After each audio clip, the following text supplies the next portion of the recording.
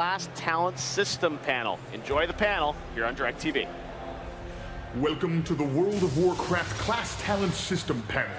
Your panelists are Greg Street and Tom Chilton.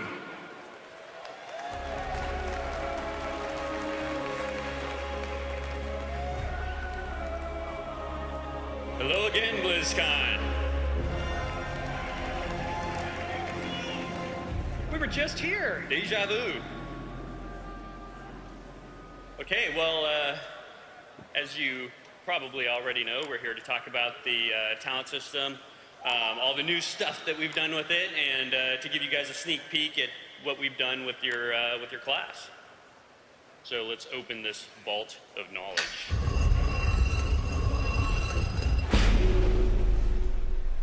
Or vault of idiocy, whatever, you know. All right, so Talents 2.0. We spent a little bit of time talking about this in the preview panel, the World of Warcraft, Mists of Pandaria preview panel. But now we'd like to go into more depth, talk a little bit more, recap some of the philosophies, that sort of stuff, and then make our way through all the different classes.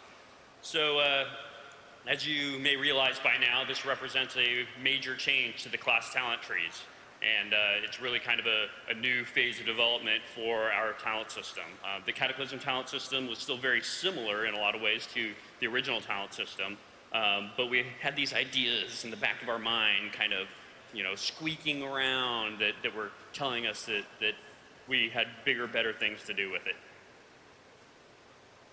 So the goal here is that you're standing next to another combat rogue, for example, and this combat rogue has different talents than you do. Whoa, wouldn't that be something? Holy crap. And they're not just an idiot, right? So, as I said before, character customization was the original point of talents in the first place. That's what we set out to do back in 2004, somewhere around, I don't know, I think it was around April or May of 2004 when we were talking about this. And that's what we kind of thought we were going to accomplish. But, over time, we've really seen that cookie cutter builds have dominated the scene. And players have told us, we want more talent customization. We did the Cataclysm talent revamp with that kind of idea in mind, hoping to give players, more meaningful choices than they had before. But, really, while we made some improvements to how clean the system is and all that sort of thing, we still don't really feel like we delivered it on a level that players would really be happy with. So, time to do it over. So this new model is all about customization, making choices that are interesting and difficult choices. And so, when you look at a class now, the class is really going to be comprised of three things. And the first, of course, is your core class abilities. And these are abilities that are available to everybody of that character class, whether or not you're, arms or protection or fury, to take the warrior for an example. So all warriors obviously learn heroic strike. It's like that today. It'll continue to be like that in this case. We also have spec abilities, and this is something that we're doing a lot more with than we did before. The spec abilities in today's game, as of Cataclysm, are just that one ability that you get, like Mortal Strike for picking arms. But now it translates into quite a few new things. And that can include abilities that are either currently core abilities, if they only make sense to really work out for a certain spec, or they could be old talents, or they could be the existing abilities that we have now. So in this case, for the warrior example, only arms warriors will be able to learn Slam. And finally, we have talents. And any warrior can pick from the same sets of talents. Now, what's very important to us is that players are making apples-to-apples comparisons about their talent choices, right? One of the things that we've learned over time is that if you put let's say, a survivability ability up next to a DPS ability, and you are playing a DPS, role, for example, let's say you're an arms warrior, which one are you more likely to pick? Gee, I wonder. I think I'll have to take the DPS ability. And that really saps the actual reality of choice from the decision. However, what we feel like is if we present you with three different options that are apples-to-apples comparisons, for example, three different survivability abilities, and say, here they are, here's three of them, they're all cool in different ways, pick one, then there's only so wrong you can go with that, right? It becomes more of a choice of your style of play, what abilities appeal to you more as a player, and those choices can really actually add up to being create a very different character once you look at your character overall. If we have DPS abilities in there, they'll be compared against other DPS abilities. So you'll be picking one of 3 different DPS abilities, or utility abilities, or mobility abilities, or survivability, all that kind of stuff. So in this case, it's crowd control. Throwdown would be put up against 2 other crowd control abilities. So you'd have to pick, well, which style crowd control suits you best? So here are a bunch of different warrior core abilities. Many of you are probably very familiar with these. Of note, Enrage is in there. So that's an example of a really significant talent for warriors that we don't want it to just go away. It's kind of a cool mechanic and all that. But now all warriors are going to have the passive Enrage. And at level 10, you'll still choose your spec. And so here's the warrior example. The warrior's going to choose between arms, fury, and protection. And that's going to have a whole bunch of implications. So if you're the fury warrior, here are the abilities that you would get at the different levels. And so that implies that these aren't necessarily abilities that you would get as arms or as protection. There may be a little bit of overlap when it's necessary and when it makes sense, but for the most part, these are very distinct. Like Flurry, for example. Because before, you didn't want to be that warrior that didn't pick Flurry, right? That wasn't really a choice, not if you were sane. So at level 15, you'll pick your first talent. And in this particular example, you're looking at the warrior and you're comparing 3 different mobility abilities against each other. Do I want Juggernaut? Do I want Double Time, which essentially allows you to use a charge twice in a row? Or do I want the Warbringer ability? So you're going to pick which mobility ability in this case makes the most sense for your character and your style of play and the things that you do. This guy picked Warbringer. And we'll continue to go through all these different examples with the different character classes in a moment. So some of the other philosophies that go along with this are that it gives you access to stuff that you could never really access before in terms of the combinations, right?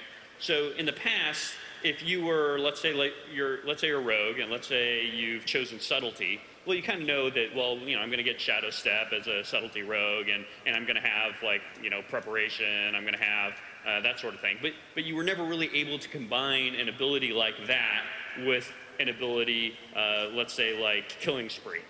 And because these different talents are now going to be able to play against each other in the same tree, you'll be able to create all kinds of new combinations of the cool talents that there already are in the game that are really meaningful in ways that you never could before. And really that's at the crux of giving you guys a lot more control over your character, a lot more flexibility, and a lot more customization. Yeah! We'll also be adding several new overpowered feeling talents. So there's going to be new stuff in the different trees that you've never seen before. Also bear in mind as we go through these trees, as Greg said in the past, which is that don't make assumptions about the talents that you see in there in terms of how they operate today. A lot of these talents, once they're in this kind of system, they will change in terms of their cooldown or their duration or some of the details of their effects. That's because they aren't necessarily all layered on top of each other. In the past, we've had to essentially gimp some abilities because we had to worry about, well, first you can gouge the guy, and then you could kidney punch him, and then you could, blind him, and then you can do this, that, and the other. And when you layer all those mechanics on top of each other, we actually end up in a situation where sometimes we have to marginalize those abilities more and more. And so in a lot of cases, this opens up a lot of flexibility for us that we didn't have. And so as we're going through these also, if you don't see a beloved talent, don't worry. It's probably something we just gave to your spec or as a core ability or something like that. This is definitely, there's not an intent here to take away a whole bunch of awesome stuff. We're moving things around and putting them in places where they actually make for interesting choices. An example, all holy priests now have Circle of Healing. Woohoo! And hopefully you'll come away with this not feeling like they're mandatory talents. And every choice should be hard but fun. screenshot time. So rather than disappointing everybody by just walking off the stage, we're now just going to go through every freaking talent. So, Greg, take it away.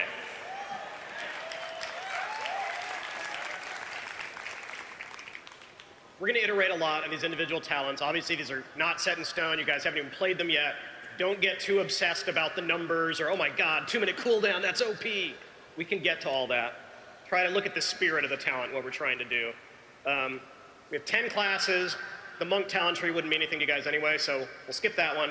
We still have 10 others. Buckle up. We're going to go in alphabetical order, so if you're a warrior, you can go get a beer, come back a little later. DK. First DK tier is all about diseases. Outbreak is a current ability. It's up against Roiling Blood, which lets your blood boil act like pestilence, and the return, by popular demand, of Corpse Explosion. The way this works is if a target dies with your diseases on it, you can then target that corpse and blow it up. Next here, we have 3 survivability buttons. You can choose Lichborn, you can choose Anti-Magic Zone, or you can choose Bone Shield. We're hoping that the blood DKs don't just say, oh, I have to have this, because the other 2 can be pretty useful as well.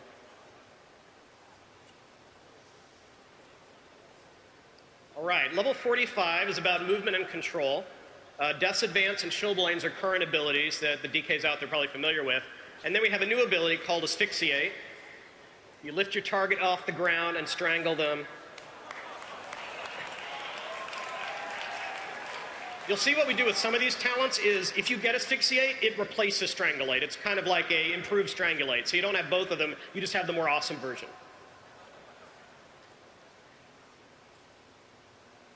All right, level 60, we have a healing tier. DKs have always been a little bit about self-healing, particularly the tanks. We still have Death Pact and Vampiric Blood in here, and a new ability called Death Siphon, which lets you to suck away a little bit of used shadow damage and heal yourself a little bit based on the damage dealt. Okay, level 75 is a really interesting tier. We introduced the concept of runic empowerment for Cataclysm with the idea of making sure that the rotations didn't feel too, we call it the metronome, when you're like, I know a rune's coming back now a rune's coming back now, and you can get to the point where you're just hitting 1, 2, 3, 4, 1, 2, 3, 4. So we introduced runic empowerment to mix that up a little bit. Some players don't really care for the mechanic. They think it's too RNG, they want a little more control. You can make other criticisms about it. So we thought it was a great candidate to stick here as a talent. If you like it, choose it. If not, you have 2 other choices here. You can take the runic corruption, which just increases the rate you get runes back. Or this is a really modified blood tap where now you can take a depleted rune and turn it into a death rune.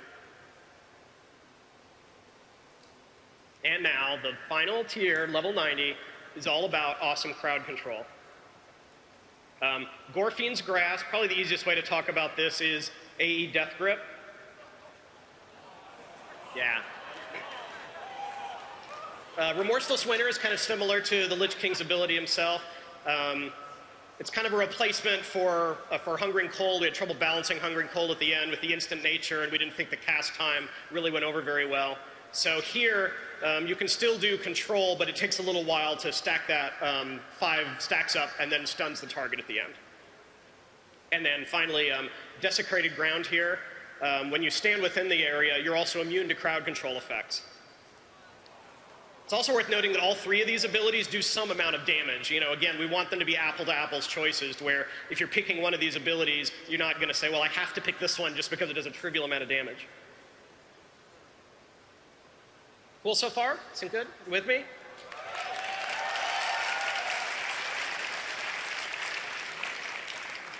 We're going to build a talent calculator. I'm sure many of you are going to go home and build talent calculators after this presentation.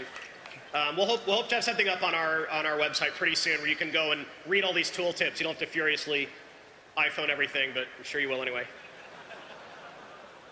The Druid.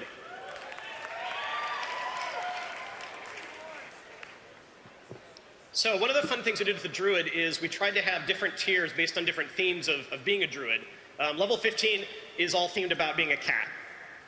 Doesn't mean that only the feral cat spec is interested in these. It means that they're just kind of themed that way.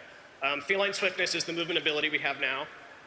Displacer Beast is a really fun ability that lets you kind of move in a random direction and get out of any kind of dots that are on you at the time. And then Tireless Pursuit is basically a second dash. So if you want to be the really mobile guy getting around the battlefield, you can do Tireless Pursuit. You'll see a lot of the Druid abilities will say something like, this ability activates X. So rather than having to jump to Cat and then hit Displacer Beast, if you're a Moonkin and you hit Displacer Beast, you'll go into Cat as part of that.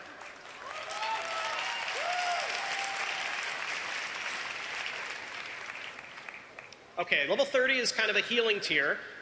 Rested Druids are going to care a lot about this, but because the Druid's a hybrid class, we wanted the other specs to feel like they could do a little bit of healing as well, even if it's something they're using on themselves. So Nature Swiftness is your next spell is instant. It's pretty similar to what we have today. Renewal is a big heal that you can do on yourself. And then Cenarian Ward, you designate a target and put a shield on them, and then they'll get healed when the shield gets broken. Okay, tier 45 has some crowd control in here.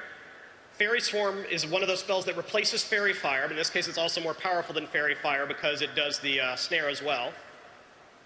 Mass Entanglement's exactly what it sounds like. Root everything.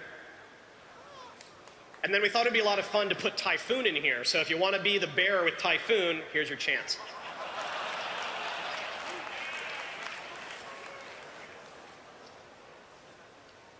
Level 60 is a pretty cool tier. What we did in this case is we said, let's take something cool that different talent trees have and make it available to everyone. So Wild Charge is a new version of Feral Charge. If you take this talent, you get a lot of different movement abilities, one for every different form you can go into. So if you're Bear, you get the Bear Charge. If you're Moonkin, you get the Moonkin Charge. The way Incarnation works is, depending on your spec, it activates a super powerful version of your spec. So if you like Tree of Life, this is where you get Tree of Life. If you want to say, I would like to be a cat that kind of turns into the super powered cat version, you can also pick this talent. There's super boomkin and everything in here. And then finally, Force of Nature. It's not just the 3 treants you know and love today, but the 3 treants do different things depending on your spec. We didn't want to have the gigantic tooltip here. It works a little bit like the Guardian of Ancient Kings, where there's a variant depending on each of the 4 Druid specs. Remember, there's 4 Druid specs now. All right. Obviously a bear theme. Demoralizing Shout and Demoralizing Roar was one of those abilities that we weren't sure the game really needed anymore. They were kind of just maintenance-y. The debuff wasn't that interesting. We thought, let's just get rid of them and focus the tank debuffs around the more interesting Thunderclap and Sunder and things like that. So this is not the Demoralizing Roar you have today. This Demoralizing Roar is actually CC and does a group disorient. Ursol's Vortex, it can be used in any shapeshift form, but it's bear themed and it pulls all the enemies to you in wind. And then Bear Hug is a really interesting kind of stun where you're a bear, you grab the bad guy, they're stunned, but you have to sit there and keep stunning them. And if you walk away, they're gonna break out.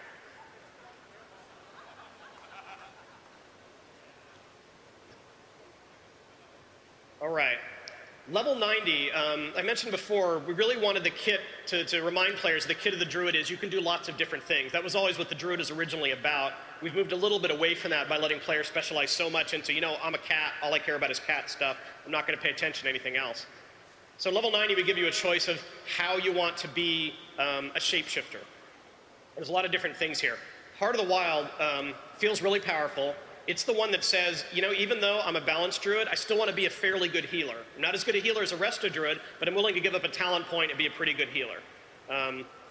Same thing is true of Feral. This Feral, the Feral spec, if you pick Heart of the Wild, gives you the ability to have better armor in bear form and have a little higher intellect, but you're not going to be as powerful as a druid who picks that spec. So that's Heart of the Wild is more about focusing on that form. Master Shapeshifter has to do with the actual act of shifting itself.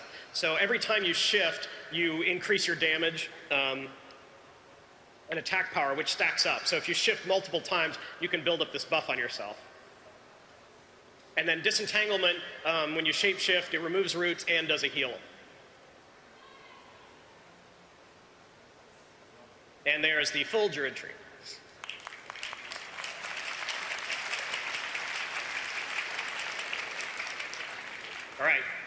Still with me? Still excited?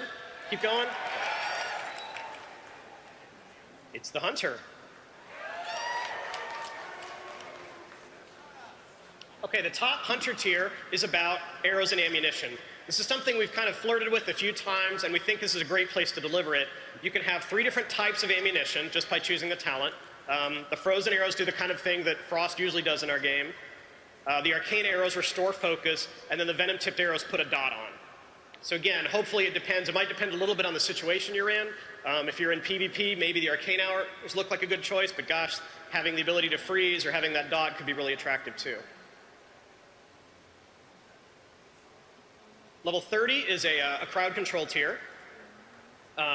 Silencing shot, wyvern sting, pretty much the abilities we have today. Intimidation is now here, and we went ahead and changed Beastmaster's level 10 ability to kill command, which has always kind of made sense. Level 45, it's all about how you want to use disengage. So every hunter will have something cool that happens when they disengage, and they choose it here. You can buff your movement speed, you can buff your kind of avoidance, or you can heal yourself after a disengage. Hunters have often asked for a self-heal, and here you can get a good one.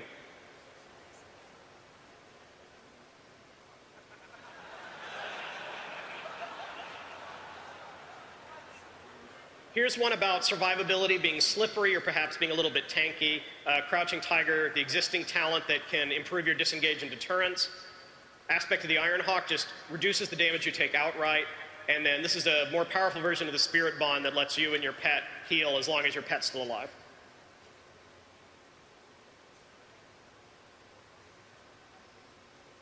Okay, level 75 is about resources in 3 different ways. You have 2 clickies, Fervor, which gives you focus to you and your pet, Readiness, which finishes the cooldown to your abilities, and then Thrill of the Hunt, which is just kind of a passive ability to get some focus back. So here's one of those opportunities. Some players really like having the active control. Some players would rather not have another button on their bar, and they're happy just to have it kind of happen over time, even if that means a little more RNG for them. So a great example of customization here. And then one thing we haven't seen a lot of yet in the Hunter tree are traps. So level 90 is all about your traps. Flash freeze, no longer your freezing trap no longer has a cooldown. You can keep using it as much as you want. Black ice is a really interesting one. It increases the movement reduction speed of ice trap, but then it also improves your movement speed as long as you're moving to the trap. So it's kind of the buff nerf there. And then transmorph trap, you put a toxin on this trap that actually turns the target into a beast. So imagine they work a little like Hex, where they're obviously not very powerful as long as they're a beast there. One other thing I wanted to mention about hunters, because I know the question will come up, is what happens to the pet talents? And the way we think we're going to handle that is we're going to let hunters choose any of the 3 specs for any pet. So you can have a ferocity, tenacity, or cunning pet. If you want to have a bear doing DPS, or you want to have a moth with you in the raid, you can do that and just choose, which one you want to, if you wanted to do the damage roll or the tanking roll.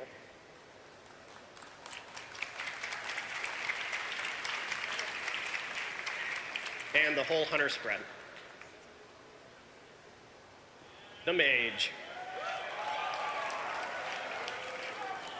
Mage is a great example of a class that works really well with this talent system because historically we always had a lot of the most fun abilities for crowd control, survivability, and utility in Frost, and then we always had trouble increasing their damage because they had so much utility here. So we figured it would be a lot of fun just to take the utility, put it throughout the talent tree, and then just let Frost do different types of damage, because obviously you're doing Frost damage here than Arcane and Fire. In this Brave New World, Arcane Blast is Arcane only, Fireball is Fire only, and Frostbolt is Frost only. I know, it's crazy. So, level 15 is a very chilly tier. We have the existing Ring of Frost, which probably wins the award for the most levels jumped, all the way down to 15. It goes up against Cone of Cold, and this is the improved Cone of Cold version, so it also freezes. So the only Cone of Cold out there is the one that freezes, and you don't get just kind of the lame Cone of Cold without that. And then a new way of freezing, Frostjaw, which will silence and freeze a target.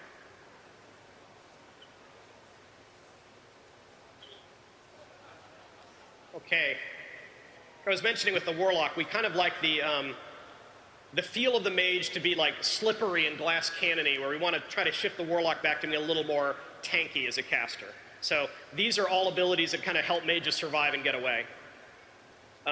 Greater invisibility is an upgrade to invisibility. It doesn't, in this case, it doesn't really replace invisibility. It just makes your invisibility more powerful. But the key here is it removes the 2 dots.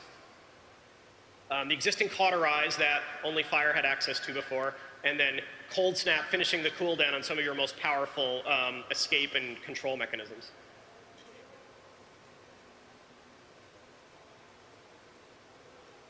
Okay, 45 tier is about movement. Presence of Mind obviously allows you to get a fast spell off, instantly. It's up against Scorch. Now, this is the old improved Scorch. So Scorch can always be cast by moving, but can always be cast while moving, but you don't have Scorch unless you pick this talent. So if you're in a situation where you feel like you're going to be moving a lot, you can take Scorch here and Scorch as you move around. Arcane Flows is kind of a variant on that, where it lets you cast the next 2 spells while moving. So it's like a cooldown you pop, then while you're moving you can cast those 2 spells. You get to choose between Scorch or Arcane Flows.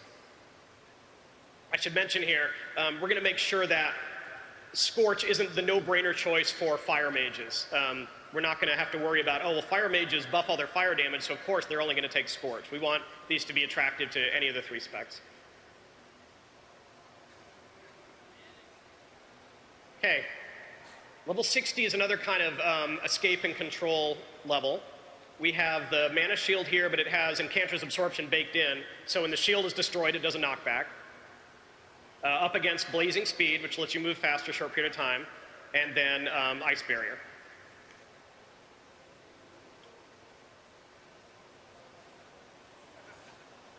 This is a fun tier.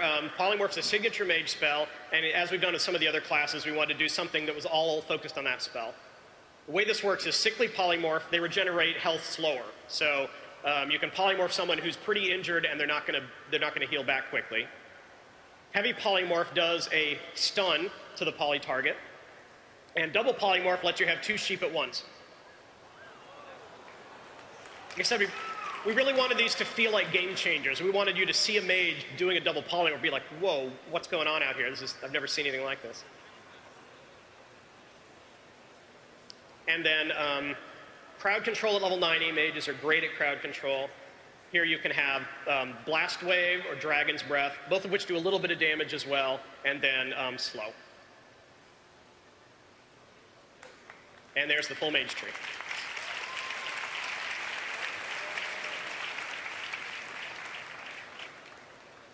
The Paladin.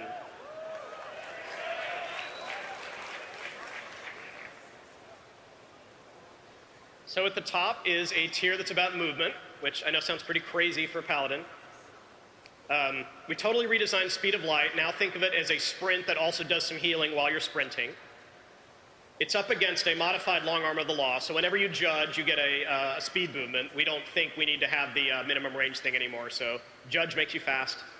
And then this is a very different Pursuit of Justice, which gives you a 10% movement speed for every charge of Holy Power. So you can think about holding the Holy Power for a little bit so you can go fast, or using it because you need to use it on something else.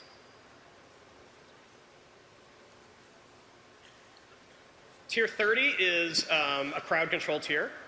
Fist of Justice replaces Hammer of Justice, but it's a very short cooldown, so you can just go around being the stunned in here. We wanted to make Repentance available to any Paladin. But we wanted to make it a really hard choice because we put a much improved Seal of Justice that does a really legit snare.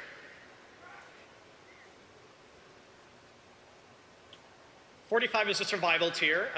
Hopefully it'll be a hard choice for the Prot Paladins, but there's good stuff in here for the other 2 as well. Blessed Life is the modification of the current talent that gives you Holy Power when you take damage. There's only direct damage, so just standing in an AE isn't going to flood you with Holy Power. Sacred Shield is the automatic defense mechanism when you get brought down low, and then Ardent Defender is the activated one. So again, you want to be active, take Ardent Defender. If you want to not have to worry about so many buttons, take Sacred Shield.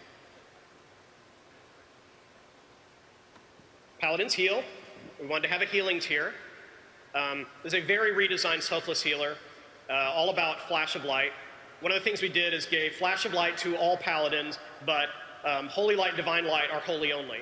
We figured if the other 2 Paladins really wanted to cast a heal, they would want to cast a fast heal, so we based it on Flash of Light.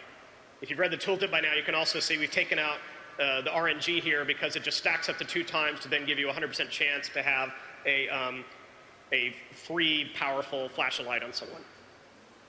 Eternal Glory is the existing talent, which gives you a chance not to use Holy Power in your heals. We threw in Light of Dawn here, since really now Word of Glory is the single target, Light of Dawn is the group target, and in this case, every Holy Paladin will have Light of Dawn. And then think of Holy Shield as a absorption version of Word of Glory. So not every Paladin will be able to have a shield, but if you want it, there's one right here. 75 is about utility. Veneration is a new idea where if you put down a consecration, your allies in the consecration are immune to movement impairing effects for a little bit of time. Acts of Sacrifice is the existing talent that lets you cleanse snares off of yourself and also reduces the cooldown in your hands a little bit. And then Clemency is a way to immediately finish the cooldown in your hands so that you can cast them again. Finally, level 90 is a really exciting tier that's about burst and cooldowns. A common complaint we get is cooldowns are cool, but Paladins have a little too many of them. So here we let you pick the way you want to do it. And I'll walk through these real quick. Holy Avenger, when you have Guardian of Ancient Kings out, your abilities don't cost Holy Power. Sanctified Wrath varies depending on your spec. For Holy, you can Holy Shock with no cooldown. For Prot, you can Judge with no cooldown. And for Ret, you can use Hammer of Wrath as you can today. We also put Divine Purpose in here. It's a fun talent for some Ret Paladins, but others get frustrated by the RNG. Here's a way to get Holy Power that's not so tied to the cooldown. Sometimes you'll have more Holy Power than others. And the full Paladin tree.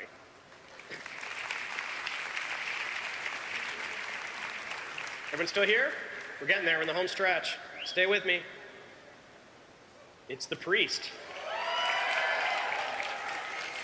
Priest is a challenge because we have 2 healing specs and 1 damage spec, and we really wanted to make sure that the choices were there. We didn't want to just have, hey, here's 2 healing choices, and then here's the thing that Shadow chooses. So these are some pretty creative talents. Really excited about these. Level 15 is about control. We tried to let players recreate the existing builds they had, so if you just like Psychic Scream, take Psychic Scream and you're good. If you want to try something different, we have 2 new forms of crowd control in here. The Void Tendrils rise from the ground and can root all targets within an area.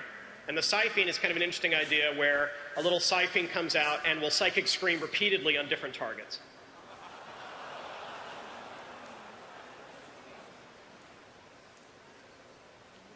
Level 30 is a fun tier that adds kind of a little wrinkle to some of your existing abilities. Body and Soul, the existing holy talent that increases movement speed after someone's been shielded.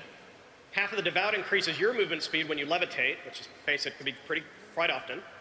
And then Phantasm, when you fade, you remove movement effects and give yourself a slight speed boost.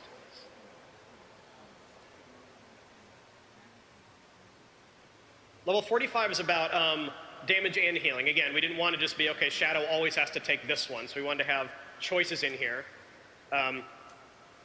We have Surge of Light and Surge of Darkness, which is kind of the clear casting, and there's a different version for Shadow to make sure the damage still works.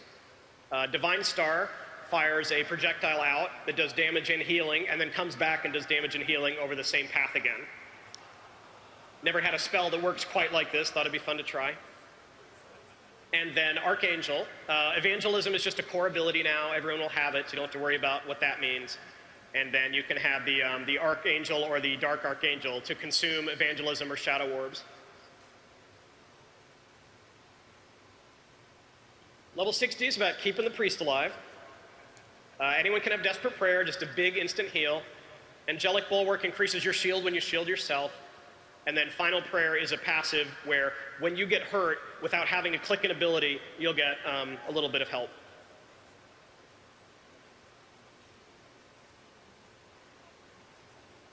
Level 75 is about power. Twist and Fate, it's a very powerful talent, totally passive. It increases damage and healing on targets that are wounded. Existing Power Infusion from Disc, now available to everyone.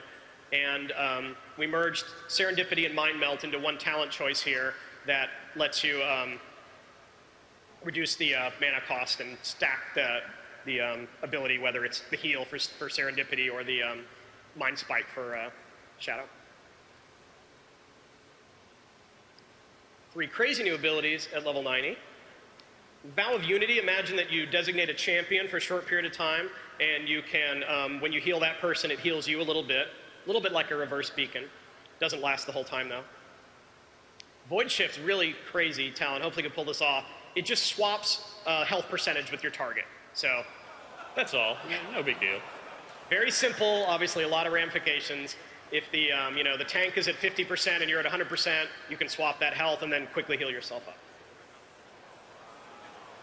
I know, it's awesome. And then Vampiric Dominance is a greatly improved Vampiric Embrace. Shadow used to have this, this cool vibe of the self-healer, of the kind of passive heal the rest of your group. We thought by making you choose one of these 3 abilities, we could offer it in a more powerful version. So hopefully we'll see some more Vampiric Priest out there. But again, Holy or Disc could take this if they choose. And the Priest Tree.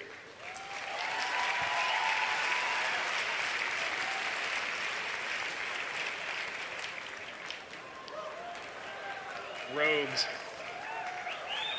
Like the Mage, the Rogue really benefits from this new model because a lot of the cool stuff, which tended to be in subtlety, is now spread out.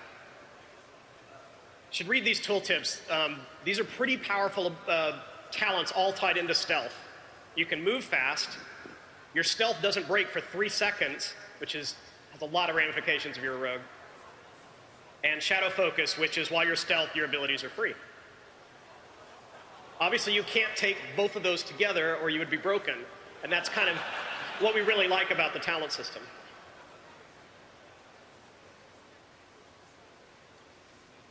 Level 30 is about control and survivability. This is the existing Deadly Throw with a nice movement speed debuff on it as well.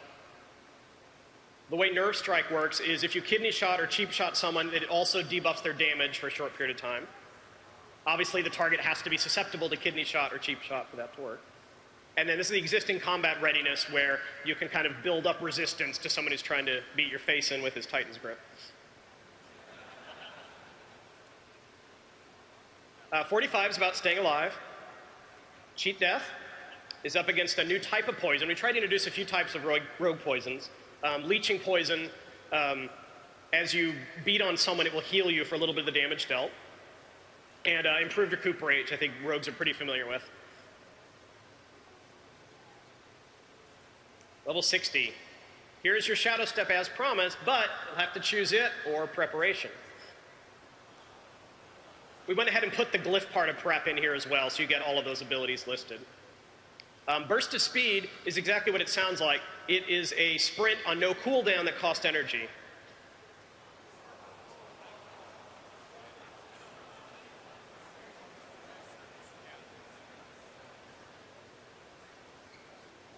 Okay, level 75, we have Deadly Brew. Whenever you use Wound or Mind Numbing, you also get Crippling on the target. Paralytic Poison will let you paralyze someone. You have to hit them a few times before you get enough stacks to actually paralyze them. And then Dirty Tricks lets you, your Gouge and Blind won't break from damage from poisons and bleeds. You can try to debuff someone a little bit, and then Gouge or Blind them, and they'll continue to take damage. And then, let's see what we did here. You can have any ability you want from any of the bottom of the talent trees as rogues. Shadow Dance is pretty much the existing Shadow Dance, but Killing Spree and Vendetta are fairly different, so let me talk about those. This new Killing Spree, the way it works is you can press the button multiple times, and every time gives you a teleport. We hope this is a little less disorienting than the current kind of bounce all over. You push it once, you blink, you push it another time, you'll go somewhere else. And you can do it as many times as you feel like it within the 5-second window. Vendetta, the real key here is that bottom part about Vengeful Strike. Once you have a Vendetta target, you can use your Vengeful Strike ability. This is the ability that comes with Vendetta. And you'll notice the big key there is that little bit about 30-yard range. Pretty nice for rogues who have problems with target switching or movement or just want to be a ranged class for a short period of time. There's the rogue.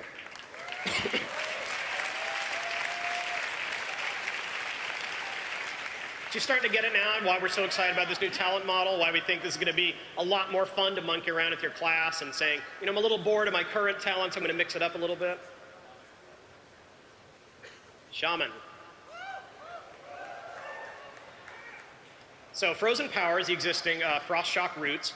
One of the nice things about this new talent model, too, is we can get rid of, currently we have a lot of these little junky bits at the beginning of talents that say, oh, it also does this other thing because you probably don't have Frost Shock yet because it's a higher level spell. We can get rid of all of that and just kind of simplify and clean up the talents. Earth Grab Totem I mentioned before. It's a big AE root totem. And Repulsion Totem, which keeps targets from getting close to you.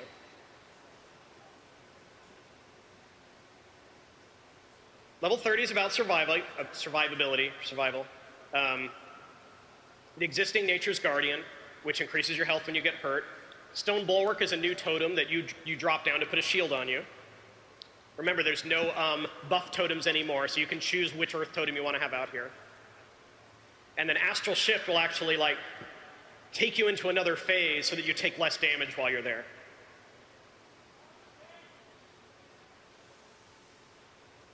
All right, let me explain improved Ghost Wolf here. We went ahead and gave the instant Ghost Wolf to every shaman. And then flipped it around, so if you want the Freedom Wolf, you take the talent along with the instant wolf. Windwalk will grant all your group immunity to movement impairing effects while it's out. And then the Tranquil Mind Totem is kind of the same effect as Aura Mastery. In this case, rather than reducing pushback, it makes you immune to interruption and silence while it's up. Level 60 is a healing tier. We have a new Healing Tide Totem, which kind of imagine a little tranquility for the shaman. Ancestral Guidance has a chance of copying a heal to another target. Or when you deal damage or heal, you can get a heal on another target. And then Fortifying Waters offers a little bit of damage reduction for Healing Ring.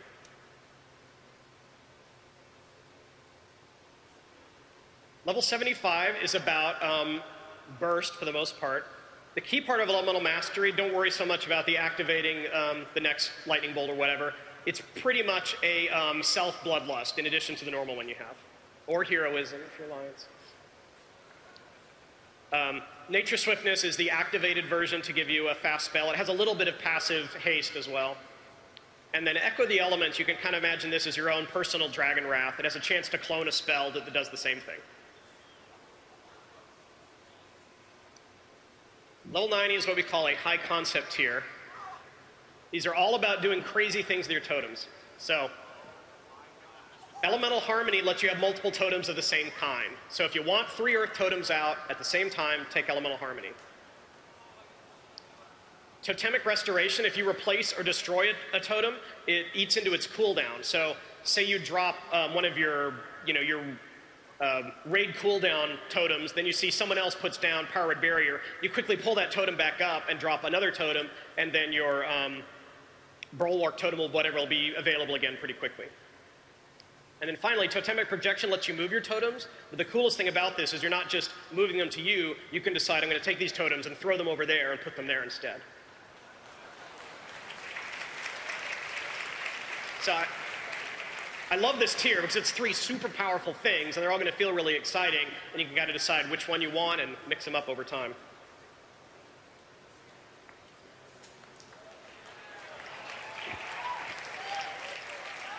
Warlocks. You're going to see a lot of healing and a lot of survivability in here, because I really want to emphasize that as kind of pushing the Mage and Warlock a little farther apart in the design space. So we'll start right off with some different ways to get health. Dark Regeneration, just click to get some of your health back. It takes a little bit of time to build up here, so it's not just an instant burst of healing. Soul Leech just lets your Shadow Bolt, Incinerate, and Malefic Grasp, we're probably saying, what is that? Heal you. And then Harvest of Life drains life from the target and other targets in the area. Now, something I want to point out here is in the blue text, we have Empowered Channel. This is a cool thing we're trying with a lot of the Warlock channels, where if you cast the channel again before it's finished, it increases the duration. So rather than sitting there and channeling the whole time, you channel, channel, channel, channel, and now you have a nice long duration spell. It feels pretty cool.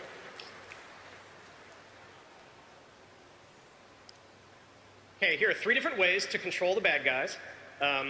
You can have an AE Fear or an AE Stun, or you can have Mortal Coil is a new design on Death Coil. It's not about doing damage, but it is about making them run away and healing yourself.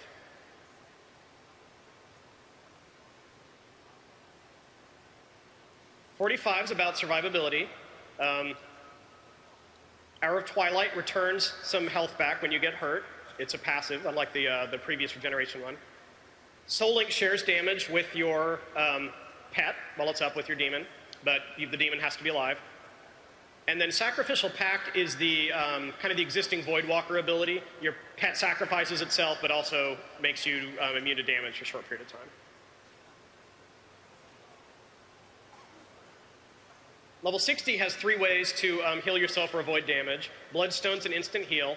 Spell Drain you cast on yourself, and then the next single target spell to come at you heals you for half the damage it would have dealt instead.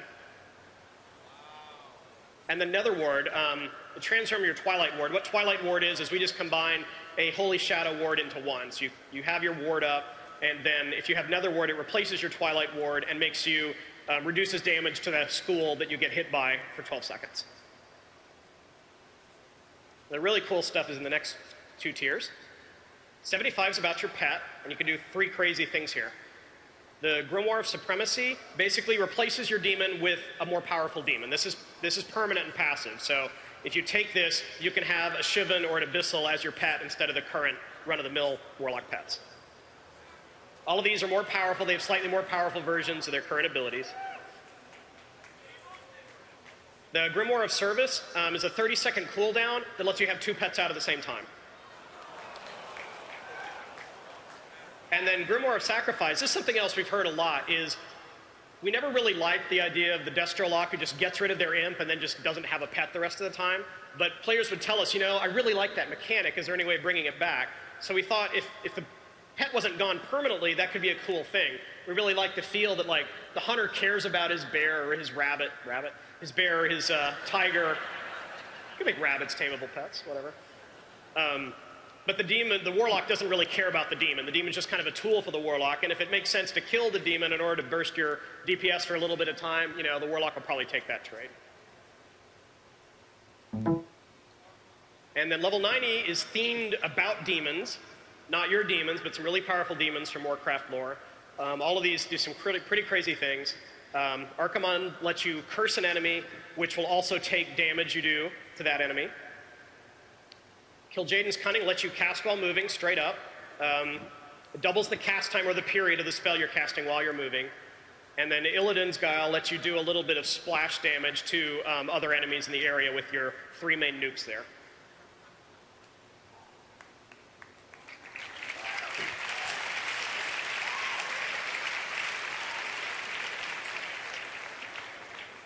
All right.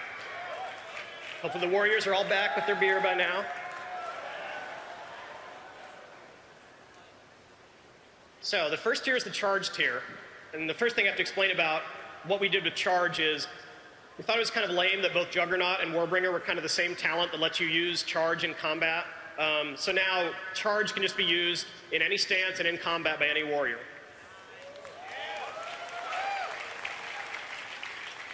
So you choose Juggernaut if you want to charge a lot. It just has a lower cooldown on the charge. Double Time lets you charge twice in a row before it infers the cooldown. So you can charge once and then charge again if you missed your target or you changed your mind. And then Warbringer puts a 5-second root at the end of your charge.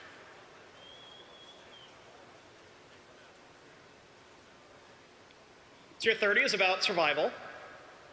We put Enraged Regeneration in here. Again, warriors have a lot of defensive cooldowns, and we thought we could make Enraged Regen a little more powerful if we made it a talent and made you choose it instead of the other 2. Second Wind we also combined with Blood Craze so that it's when you take a stun or an immobilize effect or you just take damage, you can regen some health and rage. And then we liked the idea of Impending Victory, but it never really was as cool as we thought it could be. So this basically turns Victory Rush into a core rotational ability. It adds a rage cost and a cooldown, but you can use it any time.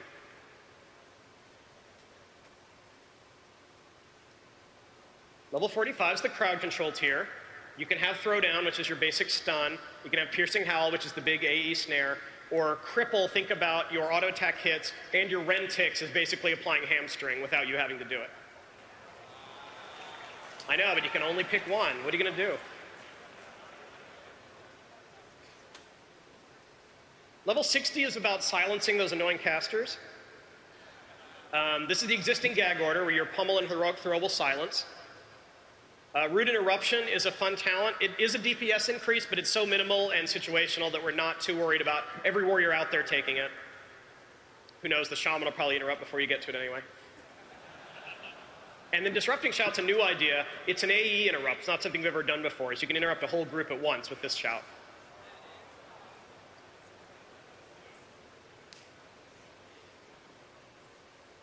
So level 75 is about a little bit of having fun with burst and resource management.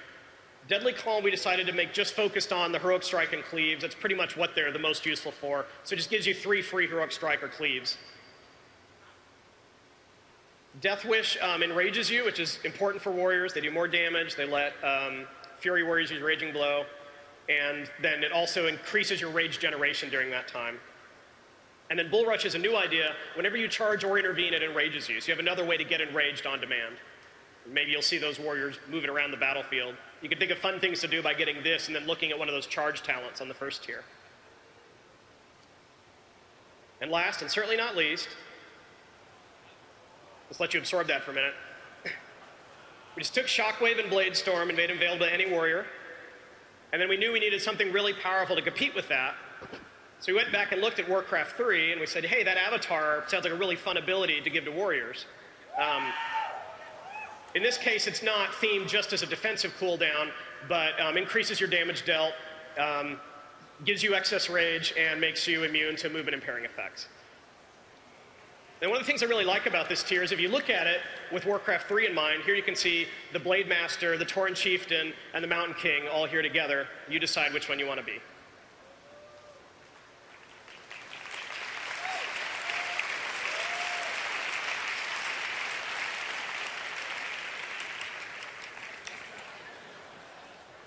Change is scary, and we know one of the initial reactions to hearing this talent thing is, wow, I used to get talents like every level, and now I'm only getting a talent every 15 levels.